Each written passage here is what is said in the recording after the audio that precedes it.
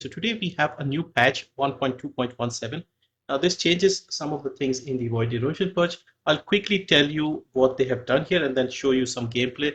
I have tested it with a few different Descendants. So basically, adjusted the difficulty of the Void Erosion Purge, normal stages 1 to 30, increased skill damage for Descendants, and then say attribute skill penalties have been removed for all attributes except advantageous attributes. And then for the Void Erosion per challenge stages 1 to 5, attribute skill penalties have been removed for all attribute skills except advantageous ones. So what that means is if you were to open the Void Erosion Purge, let's say stage 30, previously they would be very weak to chill. So you used the chill to do damage. And then the other elements, they were not that weak and they were very strong against fire.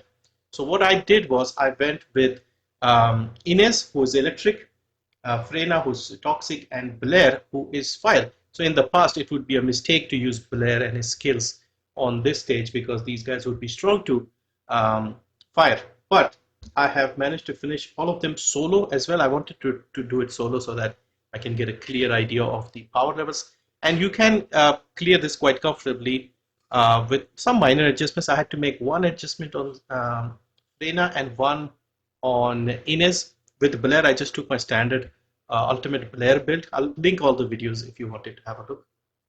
And that was it basically. I finished them on my first attempts, all of them. And one or two times I did die with Freyna, I think. No, with Ines, I think I died once.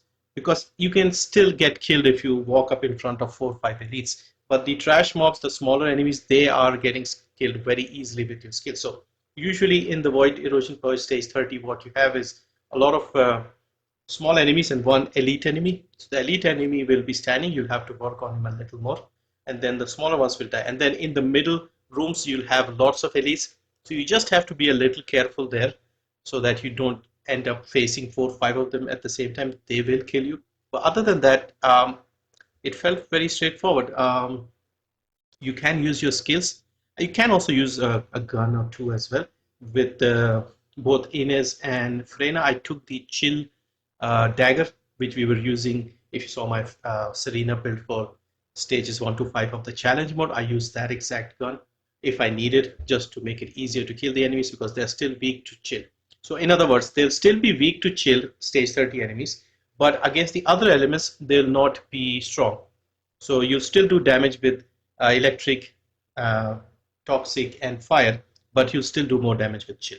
So that is it. So now you can technically take any Descendant that you have fully built up and you can try. I'll try with a few others maybe later on. But I wanted to test this solo to see if I can clear it, and I cleared them comfortably. So yeah, Freyna, Ines, and Blair I've tested. So let's quickly show you the builds in case you want to have a quick recap. So this is the ultimate Blair build. Actually, I took Classic Chef instead of next level. I did not pay attention. I actually used the Classic Chef here. So this was like a normal Blair build. So you can use this one as well. See, I did not even pay attention. And then for the gun, I did have a deadly arson, but it didn't seem particularly great. With the secret garden, again, occasionally I used it to shoot at enemies, just pull a chill enhancement. Inversion, you can take the chill rounds. If you're using the malevolent, you can use this one. I did not even use the malevolent here. With the Freyna, the only adjustment I made was I dropped the contagion mod. So if you remember with the contagion mod, the enemies tend to explode and spread the poison. Because these enemies are a bit tougher, we need to do more tick damage to them. So that's why we remove the contagion and we get one extra dot damage at the end. So we'll get panic, despair, decay, and then over here, nightmare. So all these will stack and you can use all of these and you'll do more damage. In normal missions, we use contagion because we want to spread the enemy, the damage over to 300 enemies or something like that. Here you have smaller groups of enemies, you want to do more damage. So that is all you need to do. You just remove the contagion and you'll be fine. For Ines, what I did was I just switched the components. If you saw my singular build, I was using 2 pieces of Plague and 2 pieces of Enlightened Mage. Main reason is I want a little more health. So previously, if you saw my build with Ines, I was around like 9,000 HP. So now we are at 13,000. Again, just be a little careful against 4 or 5 enemies.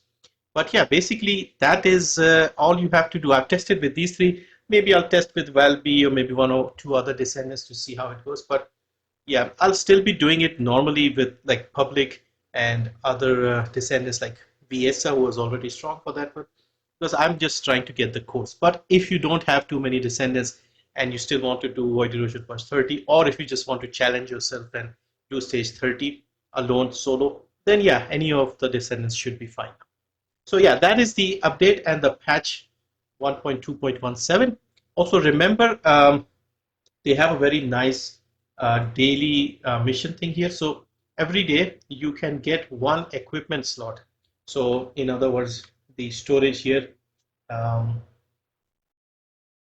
these slots that you have 228, you'll get one daily for a week. So try to get this. You have to just be in the game for 30 minutes, play the game for 30 minutes, and you'll get one Descendant slot at 200,000 gold. Also, remember this is the last week to farm Tormentor. Last week to farm Tormentor. We will be getting a different Colossus next week. Ice Maiden, who will be weak to fire. And from what I've heard, they'll make Ice Maiden a little more challenging, but at the same time, you will get more tokens. So if you wanted to farm a bunch of tokens, you can do it over this weekend. Try to get as many as you can.